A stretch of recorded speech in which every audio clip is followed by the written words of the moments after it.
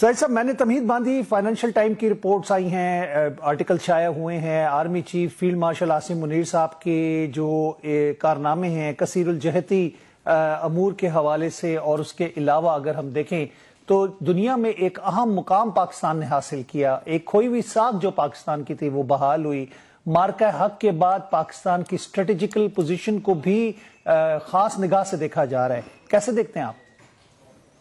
دیکھیں، میں یہ سمجھتا ہوں اگر مجھ سے پوچھا جائے سید صاحب تو میں معجزات کو دیکھ رہا ہوں۔ آپ ماضی میں دیکھیں کہ نا امیدگیاں، مایوسیاں، ہمارے پرائم منسٹر صاحب کو جہاز سے نکال دیا جاتا تھا، 4 سال ایک امریکن صدر کے فون کال کا انتظار کیا جاتا تھا۔ آج 10 مئی مارکہ حق، بنیان المرصوص، اس کے بعد دیکھیں دروازے کس طرح کھلے پوری دنیا کے اندر۔ ایک لیڈرشپ کی کمی تھی، ایک قیادت کی ضرورت تھی، ایک ویژن کی ضرورت تھی۔ آج آپ کی انڈر 19 نے جو کارنامہ فرمایا ہے، میں سمجھتا ہوں وہ بھی ایک مبارکباد کے مستحق ہے، ہر پاکستانی مبارکباد کا مستحق۔ جی بالکل۔ اس کے بعد آپ بنگلہ دیش کے حالات دیکھیں، بنگلہ دیش کے اندر انہوں نے مجیب الرحمان کی تصویریں اتار کر قائد اعظم کی تصویریں دوبارہ لگا دی۔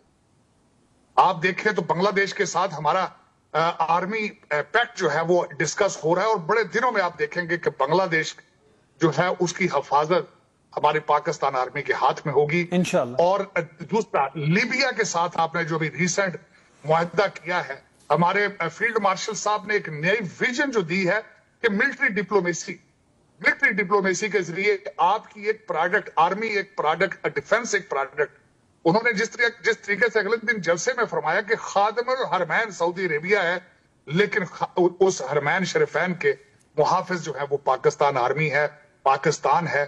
اس سے بڑی خوش نصیبی کیا ہوگی پاکستان کی؟ اس میں آپ دیکھیں کہ آج ایک دنیا کا سپر پاور کا ہیڈ جو ڈونلڈ ٹرمپ ہے، کس طریقے سے وہ ہر جگہ جہاں بیٹھتا ہے ہمارے فیلڈ مارشل صاحب کی تعریفیں کرتا ہے، ہمارے پرائم منسٹر صاحب کے ذکر کرتا ہے۔ شرم الشیخ میں جب ڈونلڈ ٹرمپ صاحب غزہ کے بارے میں اعلان کرنے کے لیے گئے تھے تو وہاں پہ صرف ایک پرائم منسٹر کو سٹیج پہ بلایا گیا، اور وہ ہمارے پاکستان کے پرائم منسٹر شہباز شریف تھے۔ تو میں سمجھتا ہوں کہ آپ نے ابتدائیے میں جو کہا ہے وہ لفظ بلفظ وہ ٹھیک ہے، میں ٹوٹلی ایگری کروں گا۔ Future belongs to Pakistan in this area, اور پاکستان کو صرف ایک قیادت کی ضرورت تھی، پاکستان کو ایک منزل کی ضرورت تھی، اور وہ 10 مئی کو بنیان المرصوص کے ذریعے وہ قسمت اور وہ ڈائریکشن وہ پاکستان کو مل چکی ہے۔ پاکستان کے مستقبل کو اب جو بھی چاہے، جتنا بھی زور لگائے، وہ نہیں روک پائے گا۔ پاکستان ترقیوں کی طرف جائے گا۔ امریکہ پاکستان کے ساتھ ہے، یورپ امریکہ پاکستان کے ساتھ ہے، پاکستان چائنا اور یورپ اور چائنا اور امریکہ کے درمیان ایک برج بنے گا۔ اور آپ دیکھیں گے کہ آنے والے دنوں میں جو لوگ کہتے تھے کہ یہاں پہ لوگ آ کے پروجیکٹ کریں گے، آپ دیکھیں گے آج اس سے بڑی خوشخبری کیا ہوگی کہ پی آئی اے دوبارہ نظر آ رہا ہے کہ پی آئی اے کا ایک تابناک مستقبل ہوگا۔ اب دیکھا جائے تو ہر دوسرے تیسرے دن پاکستان اپنی منزلیں طے کرتا جا رہا ہے۔